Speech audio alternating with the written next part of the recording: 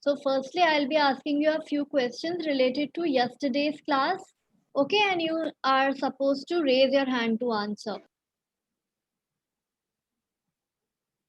Yes, what is the law of segregation? What is Mendel's law of segregation? Yes, raise your hand to answer. Yes, Arjita. Ma'am, law of segregation is that each pair of allele is separated during meiosis. Okay. Yes, and please complete it. Someone else would like to complete what Arjita said? Yes, your first point was very much correct, Arjita. Someone else, please add to that.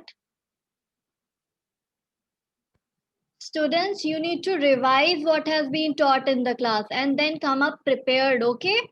Otherwise, you will face difficulty to understand the further topics. Please revise whatever has been taught in class, okay? Yes, so the law of segregation stated that the gametes, the alleles are separated and each parent transfers only one allele to the offspring. Okay, that was the complete statement of your law of segregation. So now, okay, so what does the law of dominance state?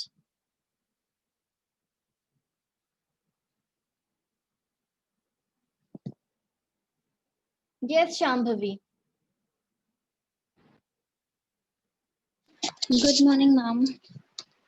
Good morning. Yes, The Shambhavi. law of dominance states that when the two alleles differ, one can be control the trait that is known as dominant, and other can be hidden, that is known as recessive.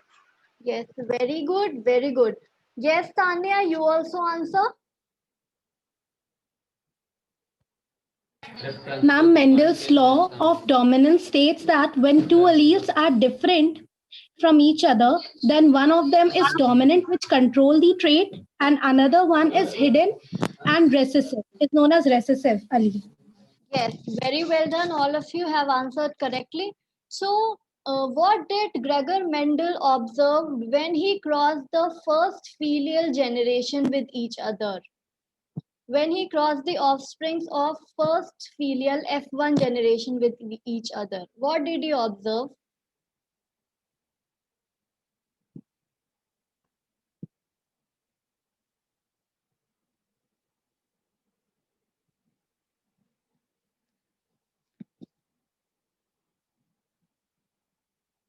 Yes, please try to recollect.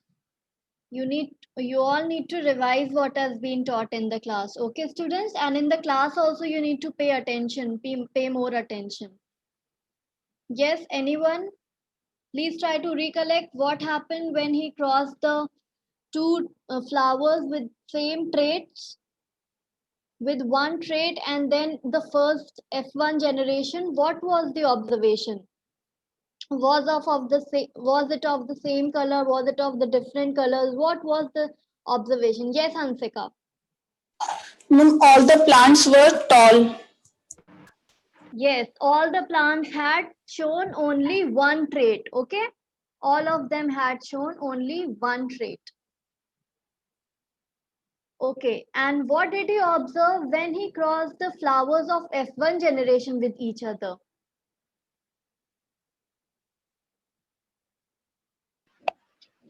Ma'am, different in colors of flower.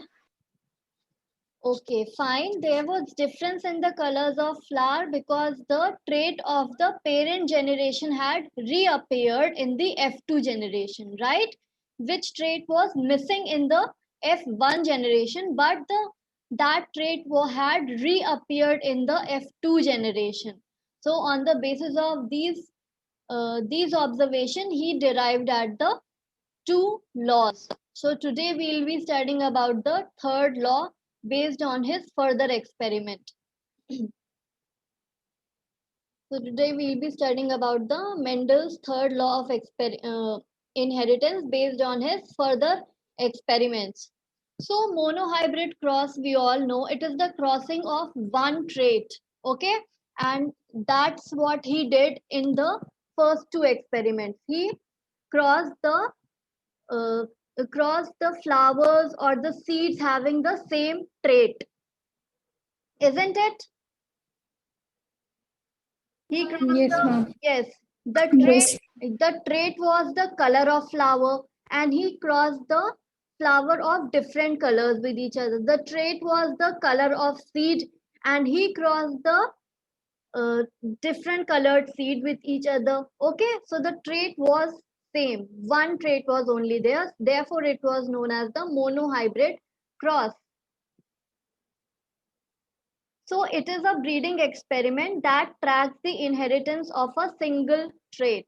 Okay, whenever you will get a question related to monohybrid cross, you have to state that in this there is a single trait involved. Okay, only one trait, crossing of one trait.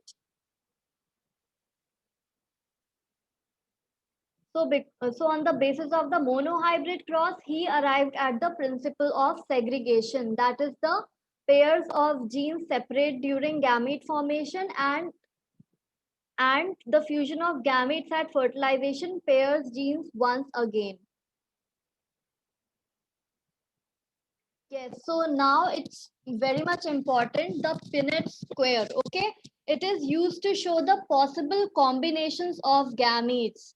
So it is a sort of a table, okay? It's a sort of a table, and near the boxes, the gametes are written and they are crossed with each other. So in 1905, Reginald Punnett, an English biologist, he devised this, a short way to show the expected proportions or the possible genotypes in the offspring of a cross.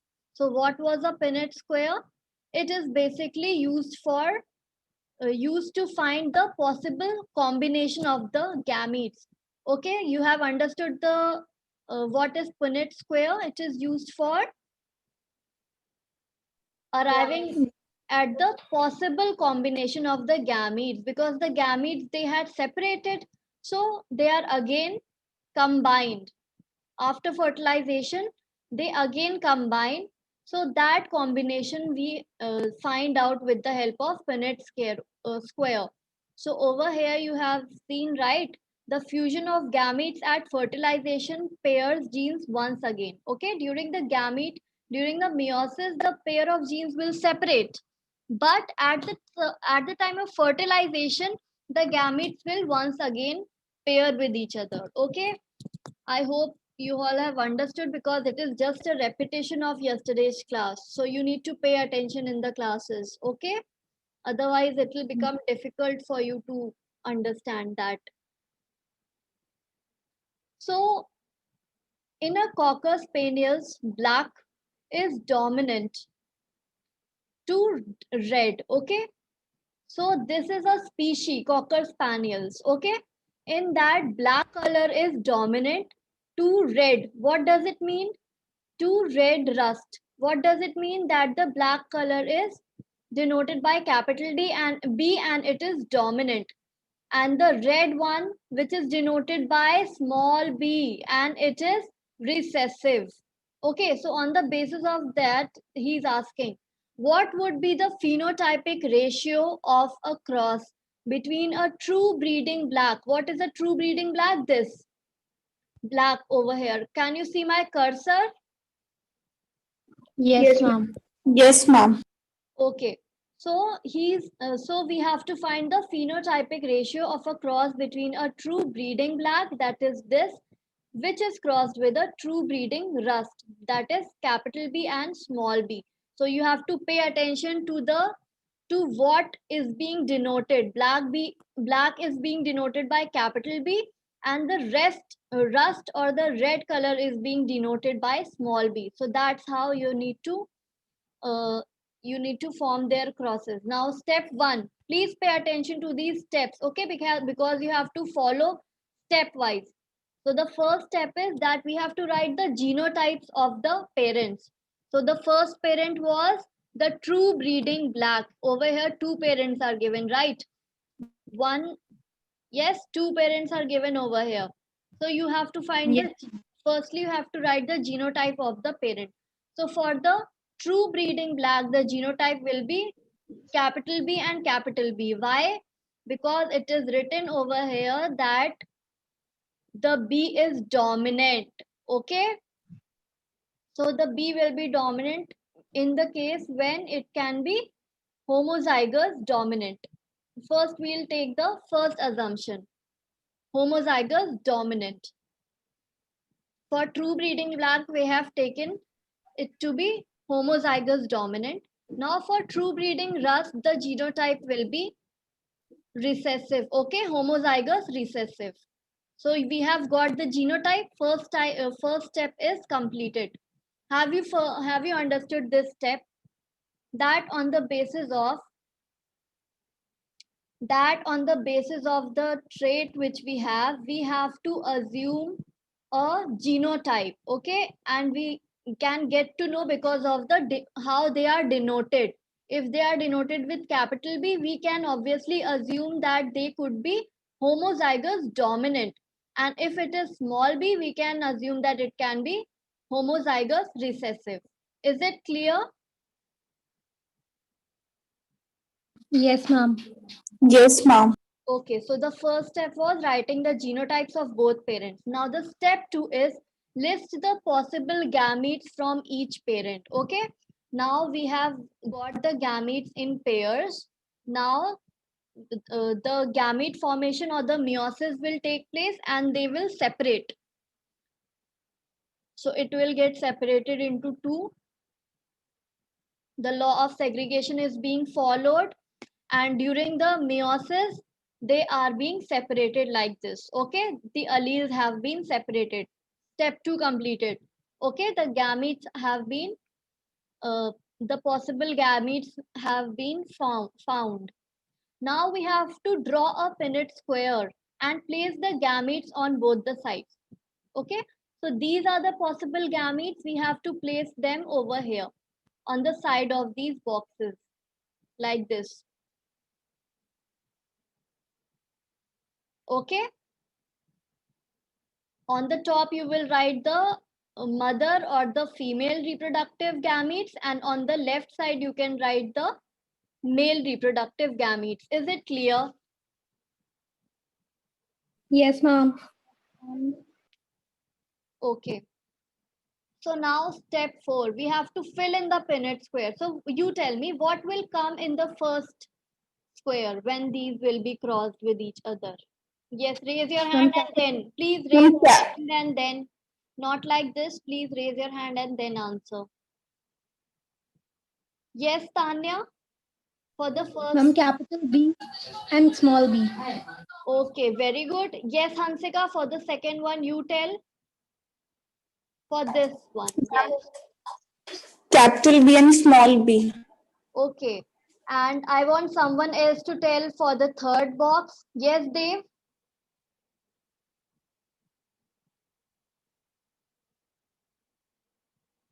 Yes, Dave.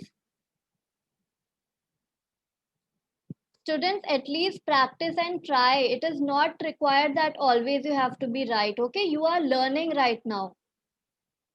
Okay, yes, Arjita, you tell. Ma'am, capital B and small b. Yes, and for the last one. Ma'am, for the last one also the same. Okay, good.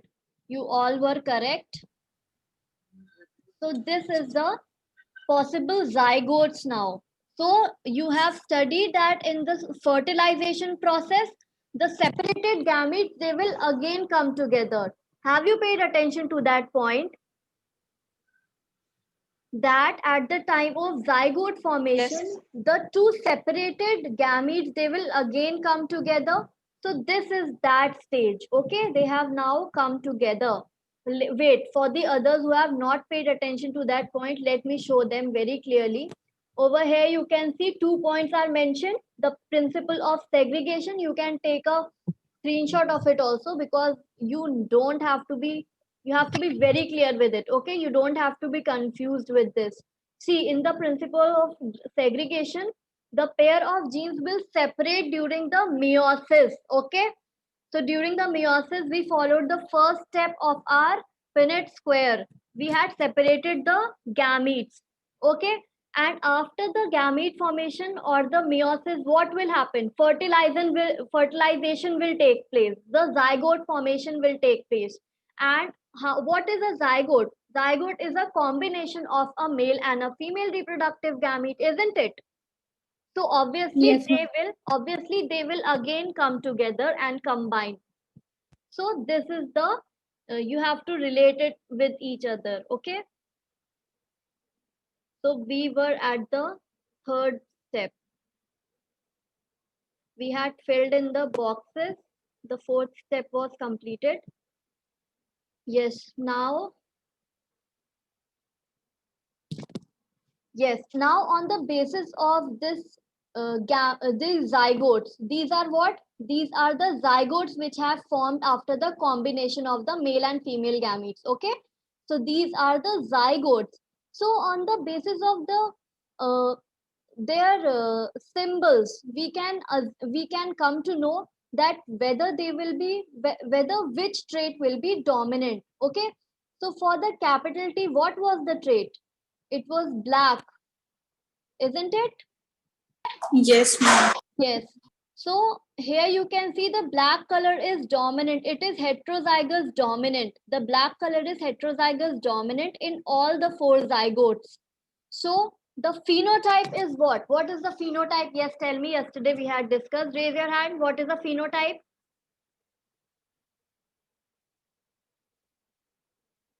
Yes, students, fast.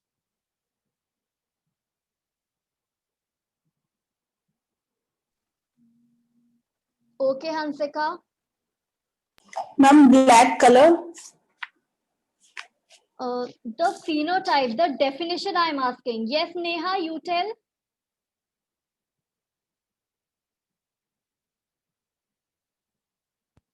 Ma'am, which we can see by our eyes. Okay. Yes, Shambhavi, you also tell.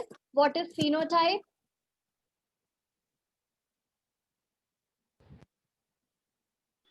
Ma'am, phenotype depends on the arrangement of the gene And what it is actually? or genotype. Ma'am, it is actually the physical Yes, appearance of that an is what organism. I'm asking. Yes, correct. It is the physical appearance of that organism. So in that case, the physical appearance will be what? The trait or the characteristic. Okay. So here the phenotype will be 100% black color. Is it clear? The phenotype is the physical characteristic, the physical feature of an organism. So it will be the characteristic mentioned. So over here you can see in all the four boxes, the capital B, it is heterozygous dominant. The black color is heterozygous dominant. So 100% phenotype will be black in color and genotype will be heterozygous dominant. Okay. Over here you can see in all the four boxes, you can see the same heterozygous dominant. So the genotype will be 100% capital B, 100% heterozygous dominant. Is it clear? So here is a Yes, quick, ma'am. yes. So here is a quick revision of all the 5 steps. Okay, please take a note of this because this is very important and I'll be asking you that what are the steps because you need to follow the things very systematically. Okay, even if you forget one step, it will lead to reduction in your marks. Okay, and you will arrive at wrong conclusions. So please follow the steps properly. Firstly, you have to write the genotype. Okay, according to the traits mentioned and the symbols mentioned, you have to assume their genotypes. Then you have to list the possible gametes from each parent. And then you have to draw a Punnett square and place the gametes on either sides of the square. And then you need to fill in the square to find the possible zygotes. At the time of zygote formation, at the time of fertilization or zygote formation, again the separated gametes will combine together. So this is step 4 is that stage. And then we have to determine the genotypic and phenotypic ratios on the basis of the observation of the step 4 of what traits are we getting in the boxes. So here again another example is there for making the things clearer. Breed is the P generation. Breed the P generation means breed the parent generation, tall with dwarf. Okay, and the genotypes are already mentioned over here. Capital T, and small t. These are the genotypes. Over here you can see these are what? These are the genotypes. And this is what? It is a phenotype, the physical characteristic of a individual or an organism. Okay, please don't get confused between genotype and phenotypes. So again, there we have to find the possible gametes. We have to separate them. For the tall one will be capital T and capital T. So this is the male reproductive gametes, capital T and capital T, and these are the female reproductive gametes, small t and small t. Okay, so they will be placed like this on either side of the boxes. And then what we need to do? Yes, then we need to combine them like this. Okay, we have to see, cross check like T, capital T and small t, and that is very easy, that you all can do very easily. So here also, what are your observation about the genotype? What will be the genotype and what will be its percentage? Yes, raise your hand to tell. What will be the genotype and what will be its percentage? Yes, I want new students to answer who have not answered. I want to see whether all are following or there is some confusion in the class. Yes, Aradhya, Jayashri, Jia, where are you students? I have not heard from you, I have not even seen you. It will become very difficult for me to identify and recognize you. I don't know where you all, during the class, you never respond. Please try to give the answer for the simple questions if you are facing any problem. If you are facing any problem, you can also tell me, communicate with me. Yes, Mahi, tell. Ma'am, phenotype is tall, 100% tall, and Very good. genotype is heterozygous dominant. 100% again, right? Yes, ma'am. Yes, very good, Mahi. You are absolutely correct. Very well done. Good that you all are paying attention in the class. And I hope the others also are clear with it, like Mahi. Even if they are not responding, I hope they are clear with it. Yes, ma'am. But do try. But okay, some of you are even facing some network issues. Okay. So now what they are doing, breeding the F1 generation. They are breeding the first offspring generation. Okay, we had got this from the first offspring generation, isn't it? Right now we have got the capital T and small t, isn't it? Like this. So now they are breeding them with each other. Okay, again they are crossing the F1 generation. This is what? This is the result of F1 generation. Now we have to move to the next experiment of Mendel. We have to cross the F1 generations together now. So now we are breeding the F1 generation. So again, for that we are making the Punnett square. And for that, what we have done, separated the gametes and we have found out the possible gametes. Okay, the male are capital T, small t, and the female also is this. This time the female is also capital T and small t. So now when we will cross it, then we'll find some interesting results. Yes. So in this, you can see that there is not like 100% heterozygous dominant or 100% homozygous dominant. So this is the situation. This is the stage where Gregor Mendel had found that some of the trait of which were in the parent generation, they had reappeared. The color had reappeared. It was because of the crossing of the F1 generation. And after that, he got this. See. What are the phenotype and genotype? Over here, he got 50% heterozygous dominant phenotype, genotype. See, you can see two of them over here now. So you can assume this to be 100%, this complete square to be 100%. It is divided into 4 parts. So each part will be what? 25%, right? Are you following it? Yes, ma'am. Yes, ma'am. Yes, ma'am. Yes, ma'am. Okay. Akshat is saying, please send the recording of this class. Okay, Akshat, what I am doing, I am writing my YouTube, okay, because there is no other option. And please don't start subscribing and doing all those things. It is not for that purpose, okay? I will upload it over there because that is the only way where I can upload these recordings. Is it a good idea? But Yes, that ma'am. does not mean that you will stop attending my classes. You need to be regular in the classes also. Okay? If you will be regular, then only if you accept what I say, if you agree with what I say and comply with that, then only I'll also do that. So please be regular, be attentive, be responsive in the class. Okay? And yes, you are Okay, facing ma'am. network issue. I will try to upload that, and I have written my name. You will easily find that. But please don't do all that stuff. It is not for that purpose. Yes, so here you can see that the box has 4 sub boxes. So if we take it to be 100%, so each one will represent 25%.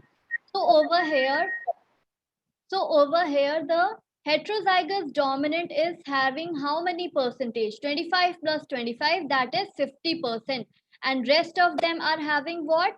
Only 25% and 25%. So here is the genotype. It is written in a very light color, but I hope it is clear to you. 1:2:1 is the genotype. Okay. Here 1 is what? The homozygous dominant. Okay. Here 1, you can see ratio 1:2:1. So the first ratio 1 is representing homozygous dominant. The second one is representing the heterozygous. Okay. And the third one is representing the homozygous recessive. So these are the genotypes. And what is the phenotype? It is 3:1. That means capital tall will be dominant, isn't it? If you combine the first two, over there you can see the capital T is dominant. So which trait will be dominant? The tall one? See, you are understanding or not? Yes, ma'am. See, in the genotype, we have found that the ratio is 1:2:1. So the first two ratio, the 1 and 2, what is dominant?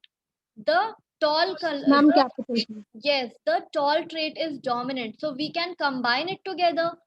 So we can arrive at the phenotype that yes, the plant will be, it can be possible that the plant will be tall because the ratio of the tall trait is more, 3:1. Okay, so that's how you have to arrive at the things. So this is the monohybrid cross. Brown eyes. So again, the same thing is there. As we are running short of time, I cannot explain this completely to you. You can easily understand what is happening over here. Again, they have separated because of the law of segregation. At the time of meiosis, the gametes get separated. Then again zygote formation takes place at the stage of fertilization. They again get paired up. So they are again getting paired up. Now on the basis of that, we are arriving at their genotype and phenotype, looking at what is the dominant one, what is the dominant trait. Okay, students, so that's how you have to do it. Now he again did another experiment which was of dihybrid cross. Okay, he took the two traits this time. Dihybrid means two traits. He did it because he began to wonder that what would happen if he studied plants with difference in two traits. Would both traits be transmitted to the offspring together, or would one trait be transmitted independently of the other? So he did that. He crossed the two different traits now. That is known as dihybrid cross.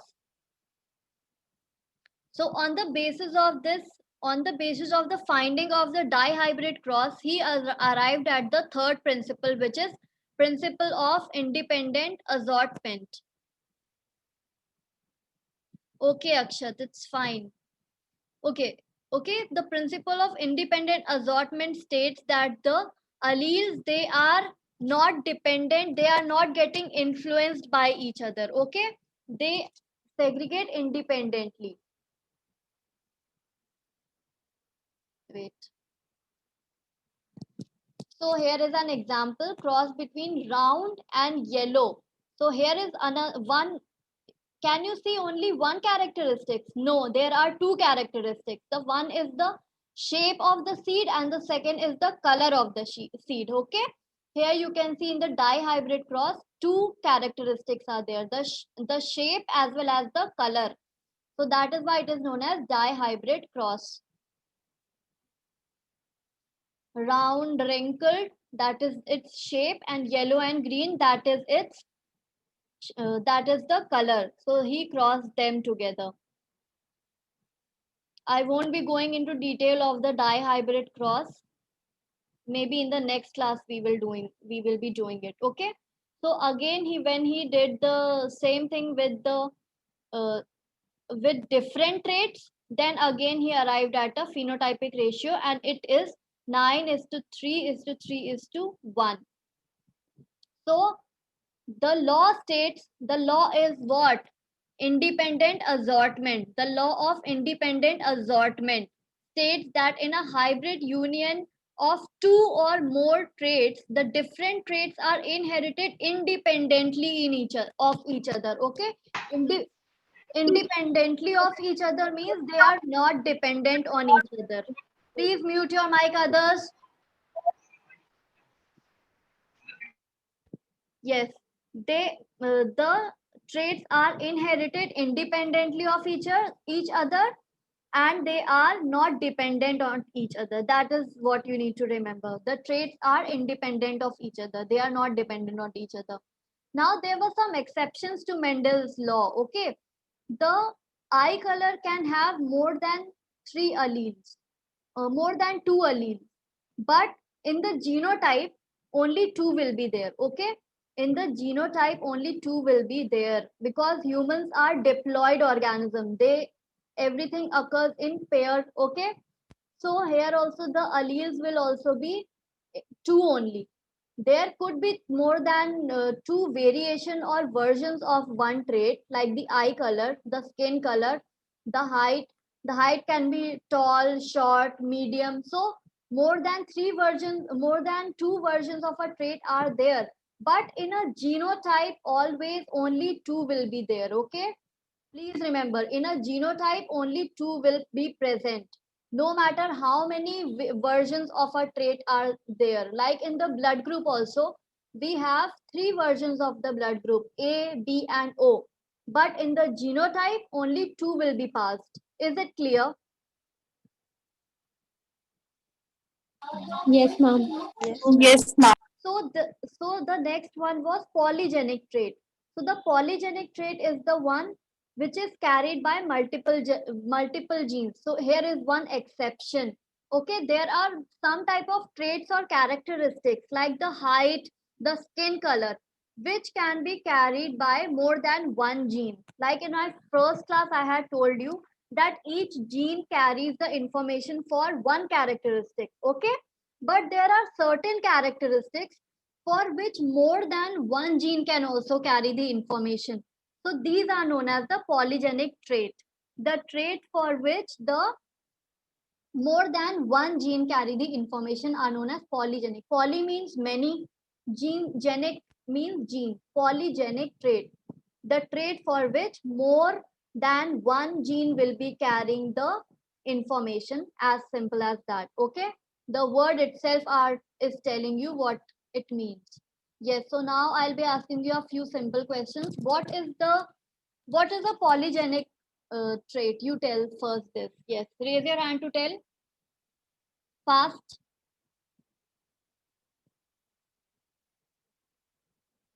Yes, Hansika. Ma'am, that trait is carried by multiple genes. Okay, very good. Now give me an example of such traits. Give me some example of such traits. Yes, Ma'am, height, very good. skin color, Skin color, Ma'am, eye very color. good. Yes, okay, very good. Yes, Shambhavi, in certain exceptional cases, it is possible. Yes, Shambhavi, that a person can have different eyeball colors. Yes, some exceptional cases, it can happen. Okay, but you don't need to go in that detail right now. Okay, so now I have shared a link with you in your chat box. Please go through that and solve it and take a screenshot of this. First, take a screenshot of this page and then please solve that quiz which I have shared in the chat box. Have you taken the screenshot?